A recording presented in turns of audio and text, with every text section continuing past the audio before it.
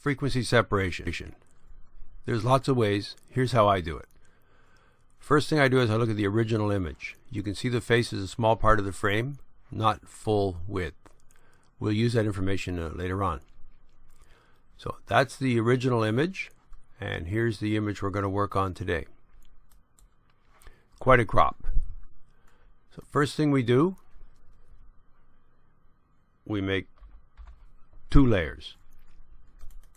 We call the first one color, call the second one texture, and we're going to work on the color layer first.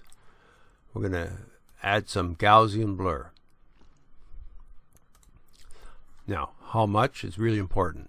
So the face was pretty little, so let's say 4. If the face had been full width of the frame, we might use 8 or 9, 10, something like that. So let's go with 4. The next step, we're going to make adjustments to the texture layer. Using image, apply image.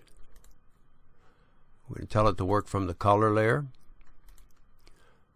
And subtract is our blend mode. These numbers are standard, 2 and 128. Okay. So now our texture layer, let's zoom in. Our texture layer has the little fine lines, and you can see it's got the little dots too, hard to see. So now we can adjust the texture and the color of our image separately.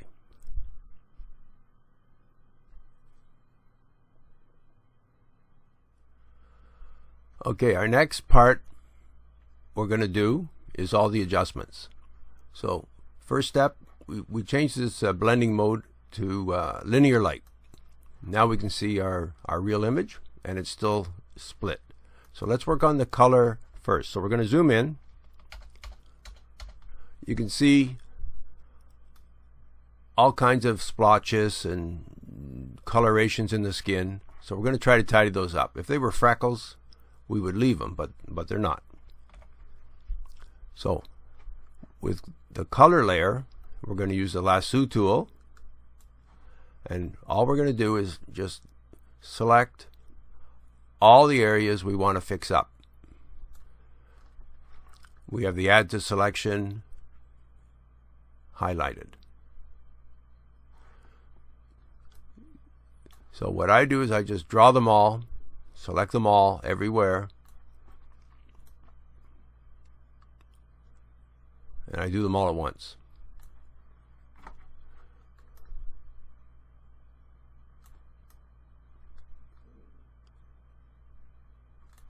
This is a big job, takes a few minutes.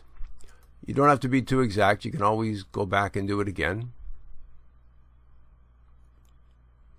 Somewhere there.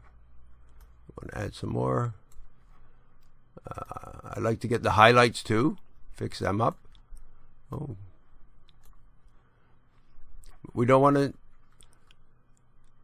do too much to edges, so eyes, nose, lips. We don't want to get too close to the edges either, because then we have some feather that might bring in some darkness from another edge. So I like to do all the skin wherever it is showing, if I do any at all.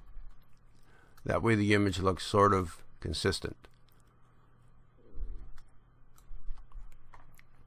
Now let's go up.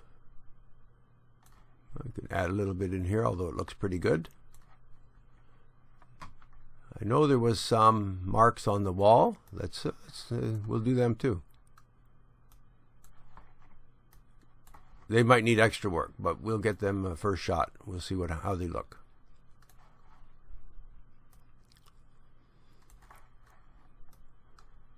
And really, we can be real sloppy with these ones.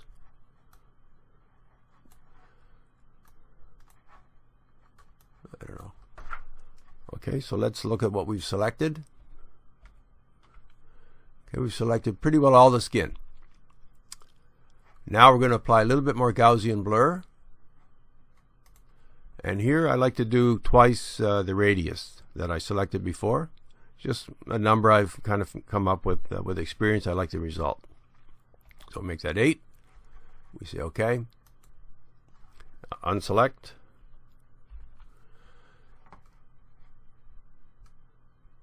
And now we can see, let me zoom in. Most of that stuff has gone away. Okay, the next step is texture.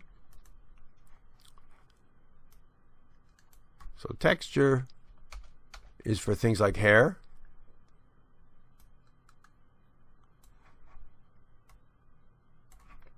So on texture we use the clone stamp.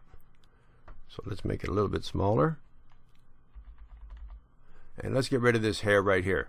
So we're going to select a source right beside it. And key point is just current layer. So, and then we're just going to run it down. You can see how it disappears. I got a flow, not too high. So it gives us a chance to go over it a couple of times. And we'll do a little bit more. You can see as we get down here, if we just continue on with that source, we're going to add some bumps. So we'll take a texture sample again from above it. Get rid of that. This is looking pretty good. We can continue. Looks like it's still good. And all these ones at the same time we can get rid of. They're all on the texture layer. This hair here. So you can see it disappears pretty good. Oops. Okay, you can see how I added a hair there because I had the wrong source. So let's get rid of it. So the key point is we're changing texture. We're not changing the color. So I don't want to do too much here. It's not bad. I would fix up some of these ones that look a little, that show a little bit. This hair here should disappear, of course. Let's get that one as our final one. So you can see along this side, pretty good. You might find yourself always reselecting the source. That's okay. In fact, it's probably a good idea. Try to select a clean source. And your product will look better.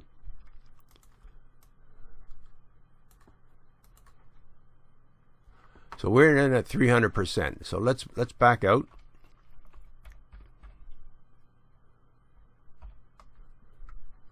Oh, let's look at the wall.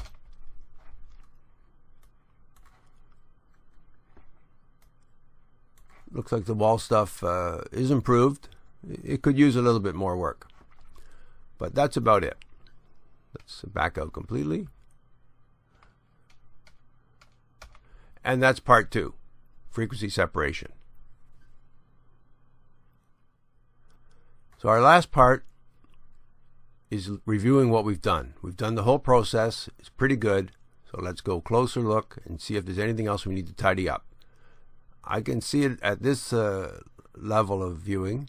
We have a kind of a spot here that stands out. We've got another one here.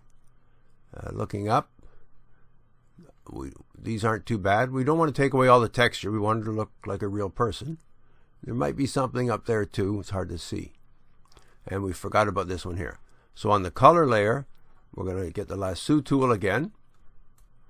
And we're going to just circle these areas that we're not so pleased with the result. And we'll give them another shot.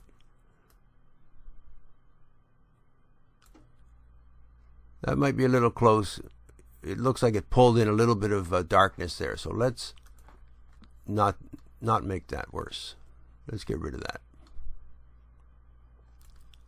We want to stay away from the edges. If you're on your review, if you see this stuff here, that means you went too close on the original Gaussian blur. Okay, so we've selected these areas, maybe even there. We selected this, and now we're going to add some more blur. Same number, that's fine. Control D. Okay, this one still stands out. That's where the hair was. Maybe our cloning on the texture layer changed a little something there. But also, now that I'm reviewing, we want to tidy this up so it looks a little nicer. That would be on the texture layer. And for texture, we use a clone generally. So let's make that a little bit bigger. Go up to the here, and let's see. So hardness is 0. So that's what we want, as soft as it can be. So we want to take our source on the texture layer somewhere nearby. So it's the same. And then we're going to just paint over some of this stuff.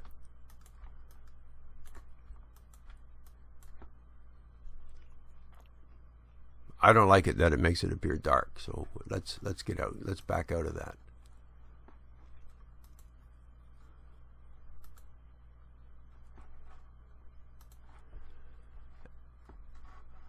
Okay, so texture again.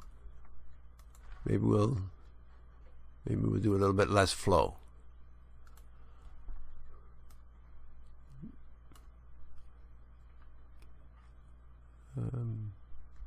It's hard to tell. Sometimes you have to try looking for a lighter area. It shouldn't bring the color, but a little bit of color does get over to the texture layer, so we have to watch that. Okay, maybe that won't show in the full. Let's see.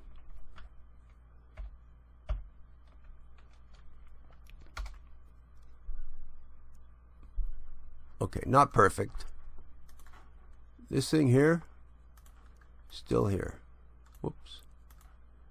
This thing here, still there. Okay. So let's get really rid of it. So we'll make that like a high number. Maybe that's on the texture layer even.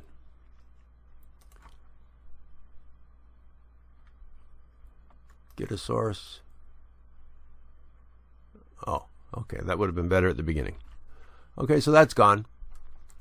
And that's our frequency separation. Thank you.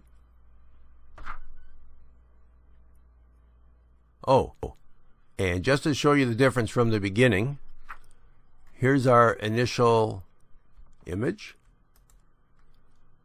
We could zoom in.